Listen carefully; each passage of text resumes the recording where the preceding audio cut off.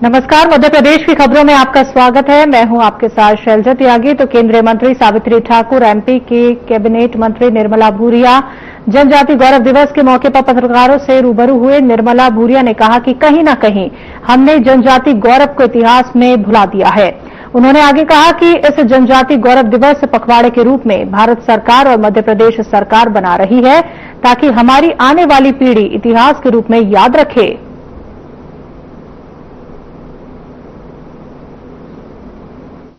ये कि उनको कितने दिन हो गए विधायक रहे के, पहले तो वो ये बताए कि अपने क्षेत्र का उन्होंने उनकी 15 महीने की सरकार रही, वो जवाब दे दे मैं भी दे रही हूँ। तो मेरा मानना है कि उनकी सरकार लगातार रही है और माननीय उनकी बुआ जी डिप्टी सीएम रही है। धार जिले का कितना विकास हुआ और उस 400 बेड का ऐसे ही आ गया महिलाओं का हॉस्टल, पूरे मध्य प्रदेश से सबसे बड़ा हॉस्टल। 400 बेड नहीं, 400 बेड का अभी बनेगा। 1795 महिलाओं का हॉस्टल बनने वाला है धार जिले में, जो महिलाओं को, कामकाजी महिलाओं को वहां रह सकेगी, वो स्वयं का रोजगार कर सकेगी। इस प्रकार हमारे जिले में कई ऐसे आंगनबाड़ी भवन।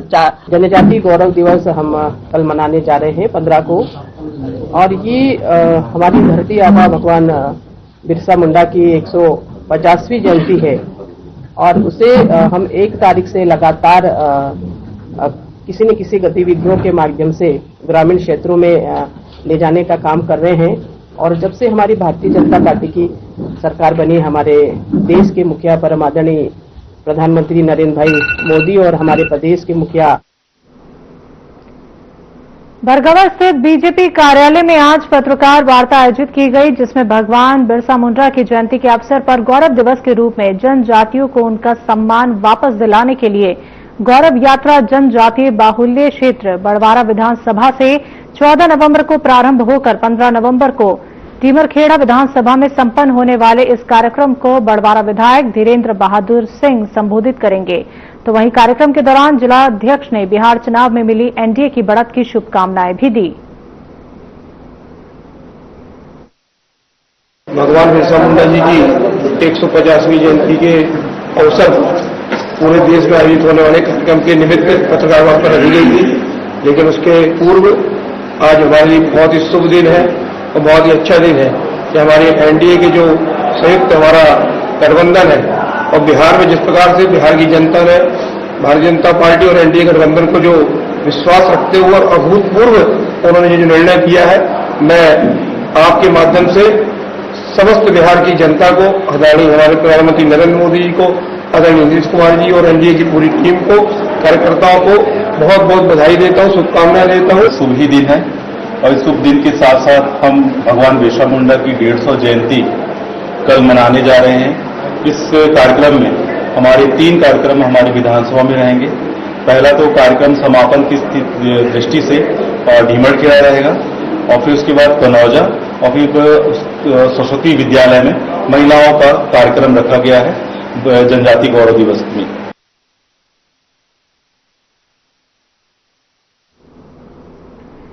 बैरसिया के बस स्टैंड चौराहे पर बीजेपी भोपाल जिला ग्रामीण की ओर से बिहार में एनडीए को मिले बहुमत को लेकर जश्न मनाया गया, जहां इस दौरान जिला अध्यक्ष तीरथ सिंह मीणा, विधायक विष्णु खत्री सहित कई कार्यकर्ताओं ने एक दूसरे को मिठाई खिलाकर आतिशबाजी कर नृत्य किया।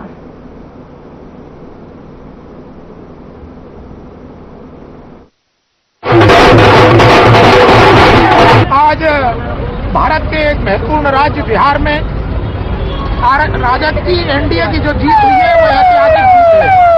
इस समय देश के अंदर जो कांग्रेस माहौल बना रही थी वोट चोरी का और एसआईआर पे जो सवाल उठा रही थी, वो आज पूरे सवाल गलत साबित हुए हैं। एसआईआर ने जो बोगस मतदाता थे वो बोगस मतदाताओं को खत्म किया है और ओरिजिनल मतदाता जो आज है उसने ये एनडीए की सरकार चुनी है, नरेंद्र मोदी का विकास चुना है और नीतीश कुमार का सुशासन चुना है। राजद की इस बधाई पर आज बिहार की जीत की खुशी में बैरसिया विधानसभा के यहाँ पर हमारे कार्यकर्ता बंधु, हमारे जिलाध्यक्ष, हमारे पूर्व जिलाध्यक्ष और सभी नगर मंडल के और ग्रामीण क्षेत्र के कार्यकर्ताओं ने यहाँ पे जश्न मनाया। और मनाए भी क्यों ना कि बिहार के अंदर जो ऐतिहासिक जीत एनडीए को जो प्राप्त हुई है, ये कहीं न कहीं नरेंद्र मोदी जी की सरकार की जो विकास की नीतियां और नीतीश कुमार जी के कुशल नेतृत्व में, सुशासन में ये जो है ये जीत हुई है। और रिकॉर्ड सीटें भारतीय जनता पार्टी के सहयोगी दलों ने जीती है और पूरे देश में एक उत्साह का वातावरण है, क्योंकि बिहार हमारा बड़ा एक महत्वपूर्ण राज्य है। शुरू से भारत भूमि पर मगध और पाटलिपुत्र ये बड़ा स्थान। आज बिहार के अंदर जो एनडीए के नेतृत्व में जो भाजपा और नीतीश कुमार के मिलकर जो सरकार बनी है, प्रचंड बहुमत के साथ सरकार बनी है, उसी की खुशी में आज बैरसिया के अंदर जहाँ खुशी का माहौल है, पटाखे फोड़े जा रहे हैं, मिठाई बांटी जा रही है। और ये जीत नरेंद्र मोदी जी के विकास की जीत हुई है, ये नीतीश कुमार जी के विकास की जीत हुई है, और ये कांग्रेस के मुंह पर तमाचा है जो पूरे देश के अंदर वोट चोरी का नारा लगाते थे। जनता ने उनको जवाब दे दिया। डिंडोरी के सहजपुरी गांव में रहने वाले भगवान दीन दुर्वे ने अपने जज्बे से मजबूरी को बहादुरी में बदल दिया, जिसने सीमाओं को ताकत में बदल दिया। जन्म से ही उनके दोनों हाथ और पैर नहीं हैं, लेकिन उन्होंने साल 2013 में सहजपुर प्राथमिक विद्यालय में अतिथि शिक्षक के रूप में सेवा शुरू की। जल्द ही उन्होंने सबका दिल जीत लिया। वो कलम को दोनों हाथों की कलाई से पकड़कर बोर्ड पर लिखते हैं। उनका कहना है कि हार सिर्फ वही मानता है जो कोशिश छोड़ देता है। अपने दोनों हाथ से लिख करके बच्चों को ब्लैक बोर्ड में समझाता हूं और सभी बच्चों को पढ़ाता हूं और सभी बच्चे लोग अच्छे पढ़ते हैं और मेरा दायित्व भी है।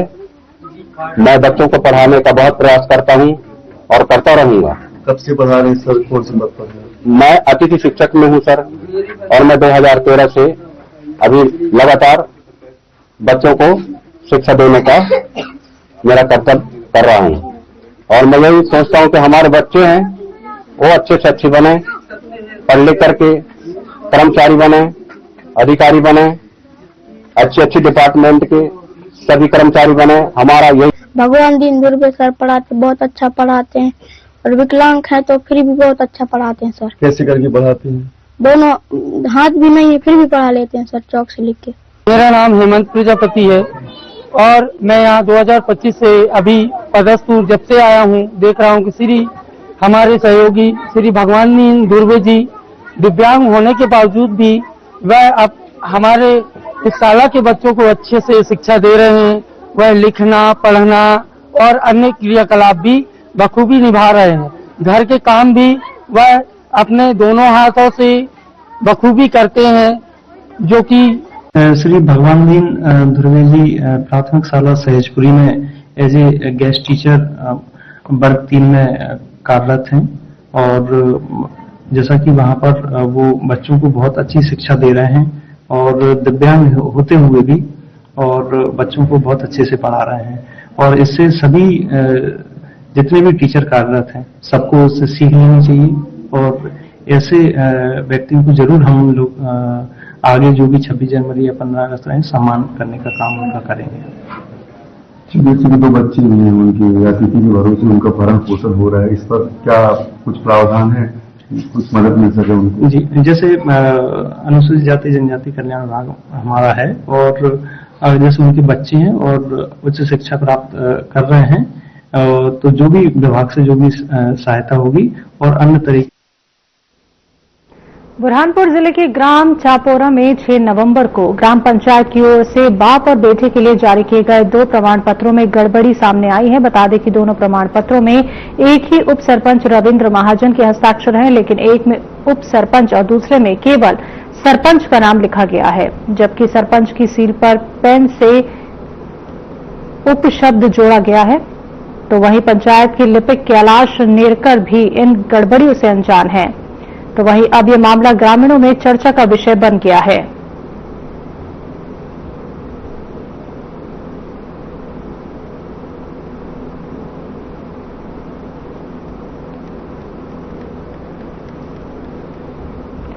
मंडीदीप थाना क्षेत्र के सिमराई के पास NH45 भोपाल नंदापुरम मार्ग पर नाहर पोली फिल्स लिमिटेड की ओर से 132 kV की हाई टेंशन लाइन डाले जाने को लेकर विवाद गहराता जा रहा है। सोशल मीडिया पर वायरल वीडियो में आरोप है कि कंपनी ने हाईवे किनारे स्थित निजी कमर्शियल भूमि में जबरन गड्ढे खोदकर लाइन निकाली और भूमि स्वामी के बाउंड्री गेट का ताला तोड़कर प्रवेश किया। जिसकी ना तो कोई पूर्व सहमति ली गई और ना ही कोई नोटिस दिया गया, तो जिस पर भूमि स्वामी का कहना है कि प्रशासनिक मशीनरों का दुरुपयोग करते हुए दबाव बनाया जा रहा है।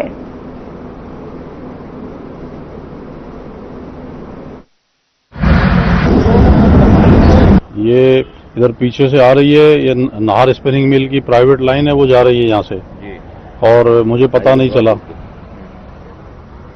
मुझे तो अभी पता चला ये गड्ढा करने आए तब। हम लोगों के पास में कोई ना हमको कोई नोटिस मिला, ना कोई हमको कोई इंटीमेशन मिली पहले। कहाँ से कहाँ जा रही है? नहर जा रही है?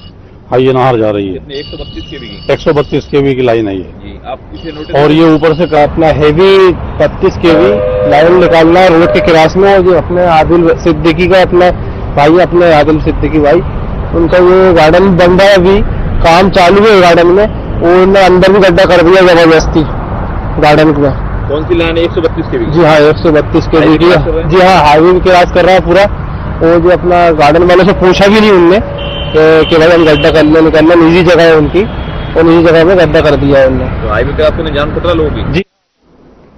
उदयपुरा सामुदायिक स्वास्थ्य विभाग की लापरवाही से एक मरीज की एम्स भोपाल जाते समय मौत हो गई। मरीज को सांस लेने में कठिनाई हो रही थी, जिसके बाद परिजनों ने 108 एम्बुलेंस को कॉल किया, लेकिन गाड़ी 2 घंटे बाद पहुंची तो मरीज को ऑक्सीजन लगाकर रेफर किया गया, लेकिन 108 वाहन में 2 ऑक्सीजन सिलेंडर में से एक का ऑक्सीजन 5 किलोमीटर चलने के बाद खत्म हो गया, जिससे मरीज की रास्ते में ही मौत हो गई। बताया गया कि 108 वाहन के कर्मचारियों ने ऑक्सीजन चेक नहीं की थी और न ही बीएमओ ने इसकी जांच कराई। तो इस घटना ने स्वास्थ्य विभाग की लापरवाही की गंभीरता को उजागर किया है, जिससे मरीज की जान जा सकती थी अगर सही तरीके से चेकिंग की जाती।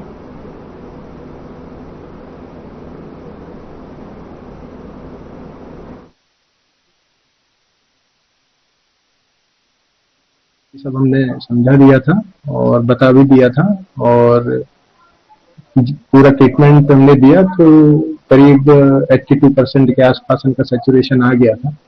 फिर हम लोगों ने इनको एम्स भोपाल के लिए रेफर किया। उसके बाद हमने 108 पे कॉल किया और डिस्ट्रिक्ट कोऑर्डिनेटर विशाल जी से बात हुई। मैंने कहा एक गंभीर पेशेंट है जिसको एम्स भोपाल के लिए रेफर करना है, तो ऑक्सीजन वाली एम्बुलेंस आप अवेलेबल करा दें। तो उनके द्वारा ये गाड़ी हो चुकी थी और उन्होंने बताया भी था कि हाँ सर ऑक्सीजन है इसमें, और पेशेंट को हमने रेफर कर दिया था। पहले कितने दूरी पर जाने के बाद ऑक्सीजन सिलेंडर खत्म हुआ और कितने देर बाद ये मरीज वापस हॉस्पिटल आ गया? ये एग्जैक्ट तो मैं नहीं बता सकता, जैसा कि उनके परिजनों ने मेरे को बताया। परिजनों का आरोप है कि यहाँ से 5 किलोमीटर दूर पहुंची है, उसके बाद उसकी अभी जो हॉस्पिटल से आप केस ले गए थे, उनके बच्चों के द्वारा आपसे पूछा गया था कि ऑक्सीजन सिलेंडर है इसमें? ऑक्सीजन उनके सामने लगाया था हमने, ऑक्सीजन पॉइंट उठ रहा था, लेकिन स्लो चल रहा था। उनके द्वारा कहा भी गया था आपसे रास्ते में जाके एकदम से गिरा। क्या डॉक्टर ने चेक नहीं किया था कि इसमें ऑक्सीजन है या नहीं? हॉस्पिटल वाले डॉक्टर ने नहीं किया था। नहीं, जिम्मेदारी होती है उनकी, ऑक्सीजन है नहीं आपसे पूछना थी उनको। तो जैसे पॉइंट उसका गिरा, देखते जा रहे थे ऑक्सीजन पॉइंट कम हुआ। यहाँ से कितनी दूर जाकर ऑक्सीजन, हॉस्पिटल से कितनी दूरी पर ऑक्सीजन खत्म हुआ? मोड़। आप 108 में क्यों हैं? EMT। आज आप उदयपुरा से एक केस लेके गए थे जी।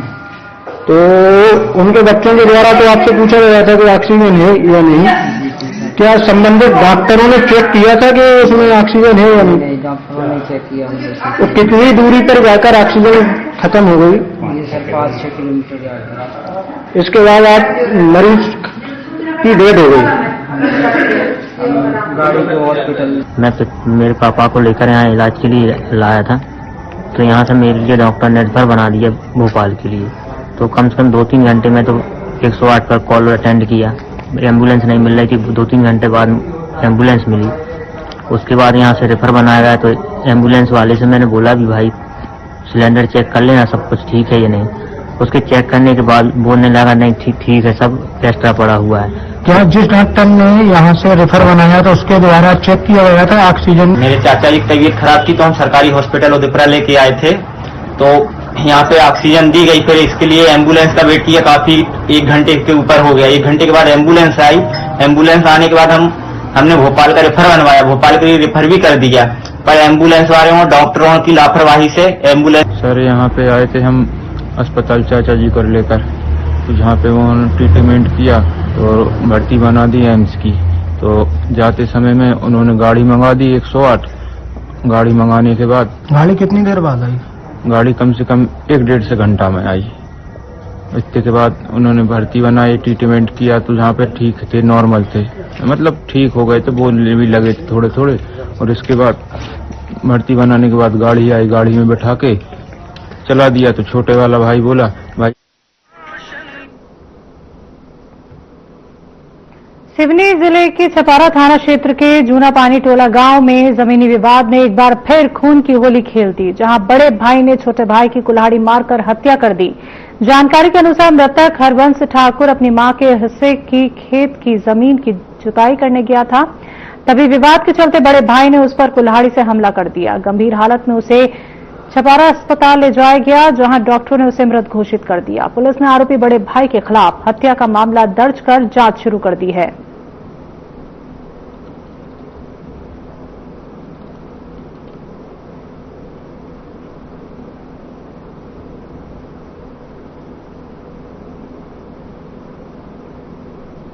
खबरों में वक्त एक छोटा सा ब्रेक का।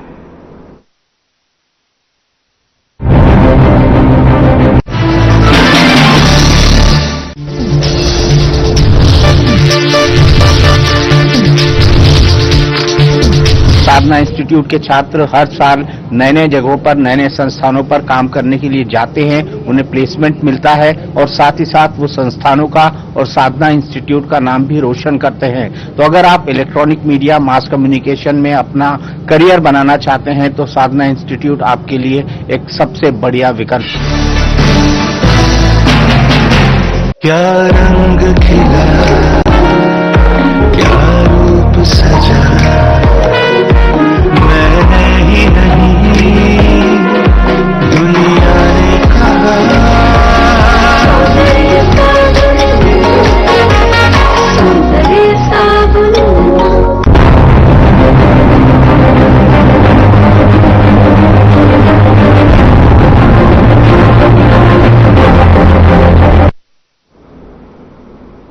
ब्रेक के बाद एक बार फिर से आप सभी का स्वागत है। बढ़ते हैं अगली खबर की तरफ। ऑपरेशन मुस्कान के तहत पुलिस और नगर पालिका की संयुक्त टीम ने आज बड़ी कार्रवाई की।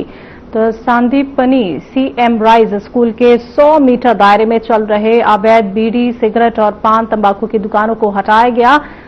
तो शिकायत थी कि इन दुकानों के कारण स्कूल के पास असामाजिक तत्वों की भीड़ लग रही थी, जिससे विद्यार्थी, खासकर बालिकाओं की सुरक्षा पर खतरा बढ़ रहा था।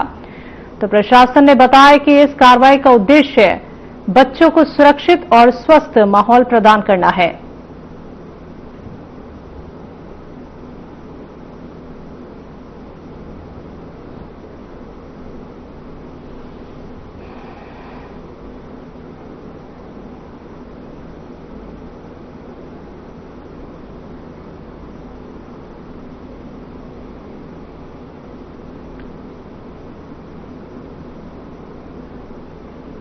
विदिशा के पुलिस अधीक्षक रोहित काशवानी के निर्देशन में जिले में सुरक्षा व्यवस्था को मजबूत बनाए रखने के लिए लगातार अभियान चलाए जा रहे हैं। तो इसी कड़ी में अतिरिक्त पुलिस अधीक्षक डॉक्टर प्रशांत चौबे ने देर रात थाना बासौदा शहर क्षेत्र का निरीक्षण किया। तो एएसपी ने चेक रोल कर पुलिस बल की उपस्थिति ली।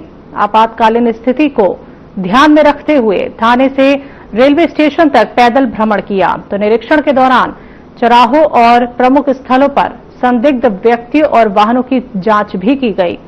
तो एएसपी ने सुरक्षा व्यवस्था का स्थल पर पहुंचकर ये निरीक्षण किया और उन्होंने पुलिस कर्मियों को निर्देशित किया कि वो सदैव अलर्ट मोड पर रहकर वाहनों और लोगों की सतर्कता से जांच करें और साथ ही आम नागरिकों को किसी प्रकार की असुविधा न हो।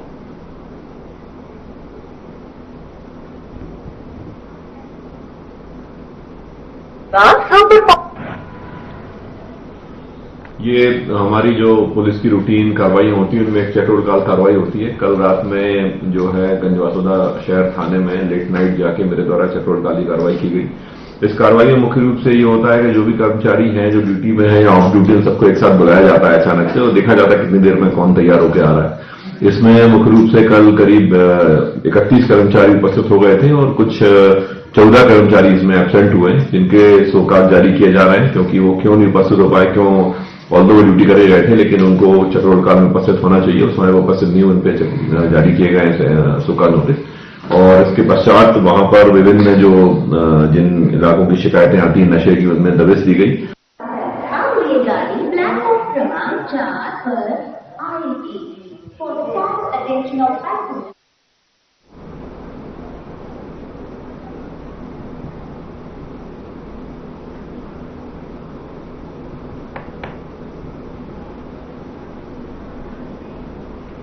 बुरहानपुर जिले के खकनार ब्लॉक अंतर्गत ग्राम पंचायत ट्रेफोडिया में आने वाला लाल बाली की मेन गली में सीसी रोड नहीं होने से ग्रामीणों को आवागमन में काफी परेशानियों का सामना करना पड़ता है। तो ग्रामीणों ने कहा कि हम बीते वर्षों से ग्राम पंचायत और शासन प्रशासन से सीसी रोड निर्माण की मांग करते आ रहे हैं, लेकिन हमें ग्राम पंचायत की तरफ से सिर्फ आश्वासन ही मिलता रहा है। तो यहां पर आए दिन बारिश के दिनों में गड्ढे और भारी कीचड़ हो जाती है। ग्रामीणों ने कहा बारिश का पानी घरों में भी घुस जाता है। आज फिर ग्रामवासियों ने शासन प्रशासन और ग्राम पंचायत के सरपंच सचिव से रोड निर्माण की मांग की है।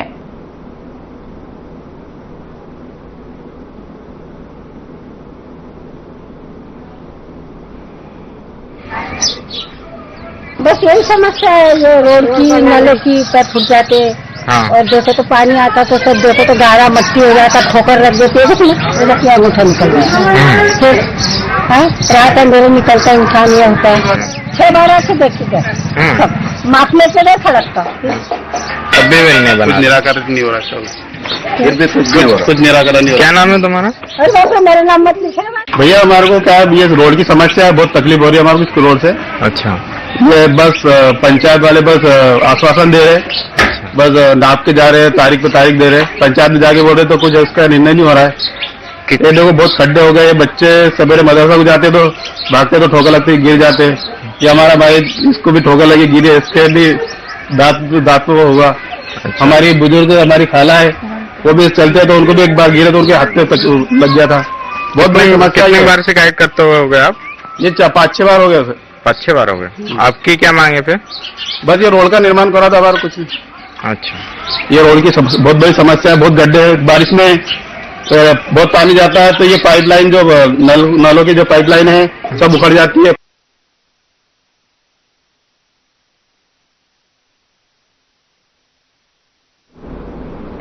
गोगरी तहसील अंतर्गत ग्राम पंचायत सलवा में अतिक्रमण हटाने के नोटिस पर विवाद गहरा गया है। तो 4 नवंबर को तहसीलदार द्वारा सावित्रीबाई चौधरी को उनके मकान और दुकान को खाली करने का नोटिस जारी किया गया था, जबकि अन्य 35 अतिक्रमियों को कोई नोटिस नहीं मिला। तो दलबीर सिंह चौधरी और उनकी पत्नी सावित्रीबाई ने कलेक्टर कार्यालय में ज्ञापन देकर तहसीलदार की कार्रवाई को पक्षपाती और अन्यायपूर्ण बताया। उन्होंने आरोप लगाया कि गोंडवाना गणतंत्र पार्टी के द्वारा उनकी दुकान तोड़ने की धमकी देने हेतु रैली निकाली गई और मुर्दाबाद के नारे लगाए गए। परिवार भयभीत है और उन्होंने तहसीलदार की कार्रवाई को स्थगित करने की मांग की है। तो इसके साथ ही उन्होंने अनुविभागीय अधिकारी घुघरी के खिलाफ सिविल केस भी दर्ज कराया है, जिसकी सुनवाई अब तक नहीं हुई है।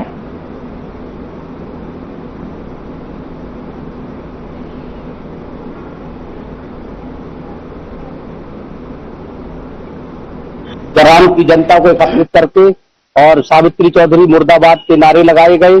और मैं एक बहुत सीनियर शिक्षक हूँ, सेवानिवृत्त हूँ, जिससे हमारी छवि धूमिल हुई है, हमारी मर्यादा और प्रतिष्ठा को ठेस लगी है। मैं न्याय चाहती हूँ कि उस 143/1 खसरे पे अभी वर्तमान में 35 लोग कब्जाधारी हैं, उसमें से सिर्फ श्रीमती सावित्रीबाई के नाम से नोटिस जारी किया गया। मेरा नाम सावित्री चौधरी है, मैं सलवा ग्राम पंचायत की रहने वाली हूँ। और ये गोंडवाना वाले आए दिन मेरे को धमकाते रहते हैं कि हम तुम्हारे घर तोड़वा देंगे, दुकान तोड़वा देंगे और तुमको यहाँ से भगा देंगे और तुमको यहाँ रहने नहीं देंगे। इनके द्वारा मेरे को आए दिन मेरे को प्रताड़ित किया जा रहा है, बहुत धमकाया जा रहा है। उससे मैं बहुत भयभीत हूँ। मेरे बच्चों को और मेरे को, मेरे पति को, मेरे घर में, दुकान में हम बहुत प्रताड़ित हैं और हमें हमारी जान माल में बहुत खतरा है।